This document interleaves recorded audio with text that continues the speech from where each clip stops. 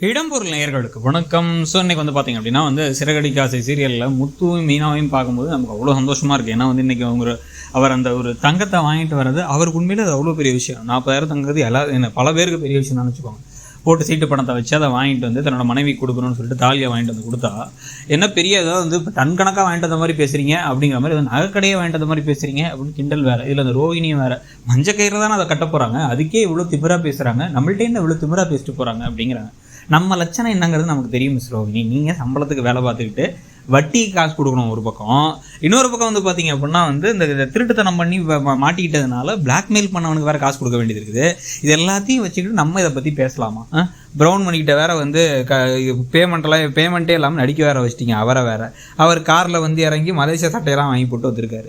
So இதெல்லாம் நடந்துக்கிட்டு இருக்கும் பொழுது இப்போ பார்த்தீங்க அப்படின்னா விஜயாவுக்கு இன்னொரு கடுப்பு ரொம்ப அதிகரிச்சிட்டே போகிறது நம்ம கண்ணு முன்னாடி தெரியுது. இப்போ அந்த பூக்கடையில் நிறைய சம்பாதிக்கிறா, நல்லா கையில் காசு நல்லது தானே. இப்போ காசு எந்த வகையில் வந்தால் உங்களுக்கு காசு வந்தால் போதும், நேர்மையாக வந்தால் போதும் தானே. அதனால தானே பார்லர்லேருந்து காசு வந்தால் சந்தோஷப்படுறீங்க, டப்பிங்லேருந்து காசு வந்தால் சந்தோஷப்படுறீங்க, மனோஜ் வேலைக்கு போனால் சந்தோஷப்படுறீங்க. அப்போ மீனா வேலைக்கு போய் காசு வந்தால் உங்களுக்கு என்ன தப்பு, என்ன குறை அப்படின்னு பார்த்தா மீனாவை உங்களுக்கு பிடிக்கல, முத்து மேலே அப்படி ஒரு வெறுப்பு இருக்குது.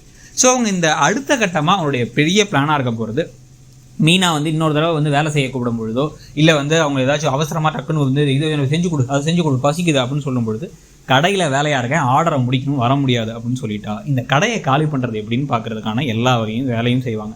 முக்கியமாக கால் பண்ணி போட்டு கொடுக்குறது, கார்பரேஷனுக்கு போட்டு கொடுத்து கடையை லீகலாக வச்சுருக்காங்கன்னு சொன்னால் கூட சொல்லுவாங்க. ஆச்சரியப்படுறதுக்கு எதுவுமே கிடையாது, எங்கள் வீடுங்க அப்படி இப்படின்னு சொல்லி சமாளித்து எல்லாம் பண்ணுறதுக்குள்ளே பெரிய வேலையாயிடும். இதெல்லாம் இவங்க தான் பண்ணுறாங்க. இதெல்லாம் பண்ணுறது விஜயா திருப்பி அண்ணாமலைக்கிட்ட முத்துவை வீட்டை விட்டு அனுப்பிடலான்னு சொல்கிறாங்கங்கிறது இவருக்கு தெரியாது, முத்துக்கு இது வரைக்கும் தெரியாது. ஸோ இப்போ முத்துக்கு அது மட்டும் தெரிய வந்துச்சு அப்படின்னா முத்து பெரிய ஷாக் ஆகிடுவார். நம்ம அம்மா நம்மளை பிடிக்காதுன்னு தெரியும், கம்மியாக பிடிக்கும்னு நினச்சிக்கிட்டு இருக்கோம், மனத்தில் இன்னும் கொஞ்சம் வாசம் ஒரு ஓரமாக இருக்குன்னு நினச்சிக்கிட்டு இருக்கோம். ஆனால் அப்படி இல்லாமல் நம்மளை அந்த வீட்டை விட்டு துரத்தணுன்னே முடிவு பண்ணுறாங்க. நம்ம அந்த வீட்டை விட்டு போனால் தான் நிம்மதியாக இருக்கும். 3 ரூமில் அவங்களுக்கு ஒரு ரூம், மிச்சம் 2 பசங்களுக்கு ஒரு ரூம்னா அப்போ நம்மளை ஒரு பையனாகவே கன்சிடர் பண்ணலையாங்கிறது அவருக்கு பெரிய வழியை கொடுக்கும். அவர் என்ன தான் சிரித்து பேசி வம்பிழுத்துக்கிட்டு இருந்தாலும் அவர் மனசில் அந்த வலி இருக்கிறதுனால தான் பல சமயங்கள் அது கோபமாக வெளிப்படுது. அது மனோஜ் மேலே எக்ஸ்ட்ரா ஆத்திரமாக வர்றதுக்கான காரணம் அவருக்கு கிடைக்காத பாசம் எக்ஸ்ட்ராவாக மனோஜுக்கு கிடைக்குது, தாய் பாசங்கிறதுனால தான்.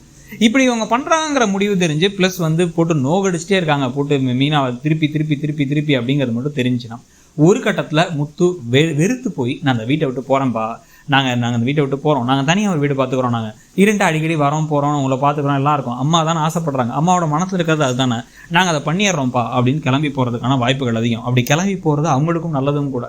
கொஞ்ச நாளைக்கு இவங்க 2 பேரும் அவங்களுக்குன்னு ஒரு டைமில் ஒன்றா இருக்கிறதுக்கு நல்லாயிருக்கும். அதை விட்டுட்டு இங்கே இருந்துட்டு மீனாவை அடிமை மாதிரியும் வேலைக்காரன் பொண்ணு மாதிரியும் திருப்பி நடத்துறது மட்டும் இல்லாமல் அவங்களுடைய பிஸ்னஸையும் ஒழுங்காக பார்த்துக்க விடாமல் பண்ணி என்னென்ன மென்டல் டார்ச்சர் கொடுக்க முடியுமோ கொடுக்குறதே. இதுக்காக விஜயா டேரெக்டாக வேறு சொல்லிட்டாங்க பார்வதிட்ட, இவ்வளோ டார்ச்சர் கொடுத்து இவ்வளோ வேலை கொடுக்குறதே அவளாக இன்னும் முடியலன்னு வெறுத்து ஓடுறதுக்காக தான்.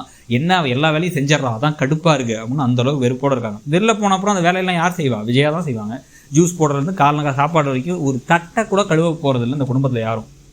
வேலைக்கு ஆள்னா காசு கொடுக்கறதுக்கு யோசிப்பாங்க. ஸ்ருதி வேணால் கொஞ்சம் தராங்குவாங்க, ஆனால் ரோஹிணி கையில் காசு தர முடியாது. மனோஜ் பார்க்குற வேலையில் மனோஜ் வேலைக்கு என்னென்ன போய் சொல்லி வச்சிருக்காருன்னு தெரியாது நமக்கு. ஸோ அப்போ என்ன பண்ணுறதுனா உங்களுக்கு பல பிரச்சனைகள் வரும். விஜயாவுக்கு அந்த பிரச்சனையும் வரட்டும், அதே சமயத்தில் முத்து மீனாவும் சந்தோஷமாக இருக்கட்டும் அப்படின்னு நினச்சா அவங்க 2 பேரும் தனி கொடுத்து போகிறது தான் கரெக்டாக இருக்கும்.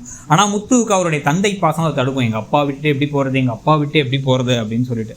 ஆனால் அதை மீறி தன்னுடைய மனைவிக்காக இதை ஒரு தடவையாச்சும் எடுத்து அதை வச்சு விஜயாவுக்கு புரிய வைக்கணும். இந்த குடும்பத்தில் அவங்களுடைய நிலைமை என்ன, மீனா போனா அப்படிங்கிறதையும் புரிய வைக்கணும்.